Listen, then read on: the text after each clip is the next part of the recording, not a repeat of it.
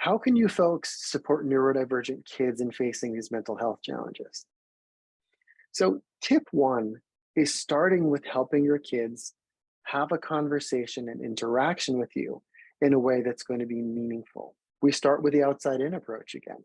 How are you seeing changes in their facial expression, their body language and gestures? Are you seeing things in that child that makes them uncomfortable? The word that I use in talking about this with kids is the word noticing. Okay. Noticing is more about having, and I guess for those of you who might be familiar with mindfulness based approach, noticing is the ability to look at something you see with a child or with someone else and to just really observe it in its natural form without judgment, without having to give it some negative connotation.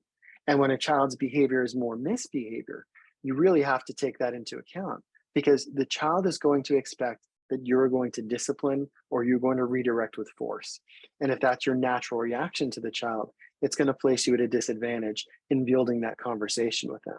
Approaching students in a discreet fashion is always going to be best because a child who is anxious and uncomfortable is going to be vigilant. They're going to perceive you as perhaps a source of stress. So if you can, discreetly share with them, hey, is there something that's been hard for you about today? Is there something that's feeling difficult for you? And just asking that question in a sense that gives them the opportunity to communicate. Remember, I started off saying to you folks that your kids aren't always going to be able to articulate what's going on with them. And that's okay, because all they need to understand is that you're available to them if they need something. So even if you get nothing or I don't know, the most common, as parents, we hear those answers constantly. But giving them the opportunity to know that I noticed that you're looking like you're moving a lot in your space. I noticed that something is looking difficult for you. Is there something that's hard for you?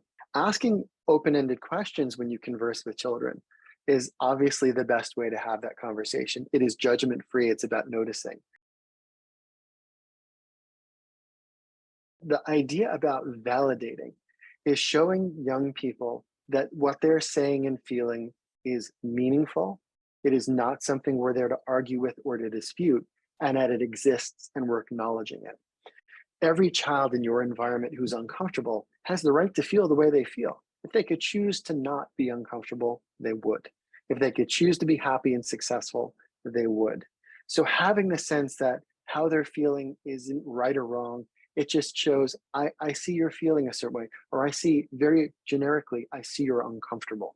Giving them that opportunity to say what you notice about them. I see this.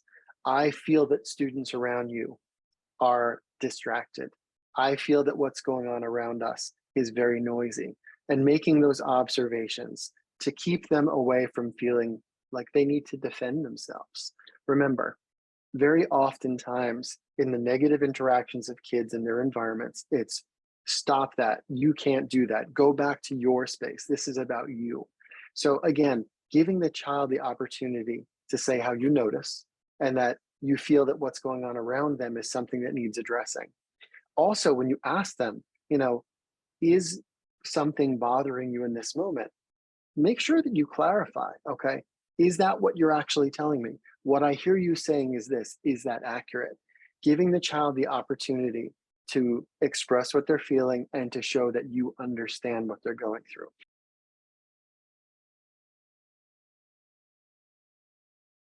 When we're talking here about accommodations and modifications, one of the things that we have to really keep in mind, accommodations are things that we can offer to any and all students that help them engage in the activity we're trying to teach without taking away important parts, without watering down or massively pulling away expectations from the child.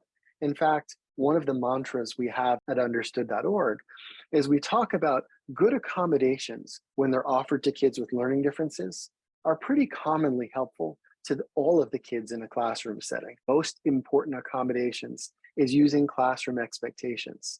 Classroom expectations are your first and best opportunity to share with your kids what it is that you expect them to do in the classroom.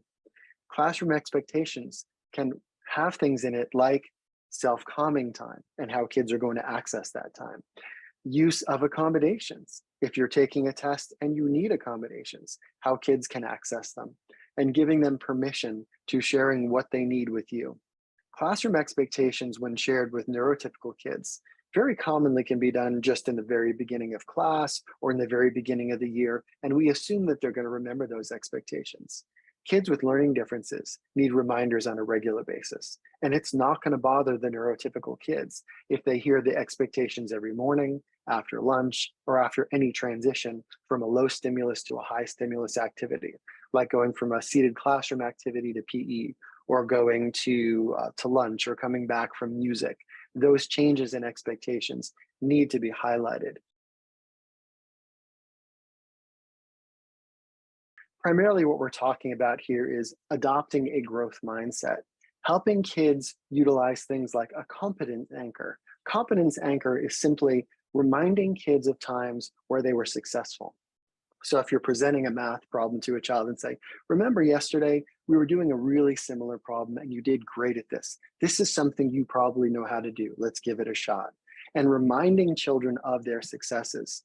It's almost medical in the sense, if you think back about a prior success, your body fires off dopamine and positive emotional chemicals. When you fire off those chemicals, they can't exist at the same time as stress, as anxiety. So what we're doing is pre-teaching the children about how to be successful. Those accomplishment moments are great for preparing them for doing things that are requiring them to do a little risk taking, to do something that's hard.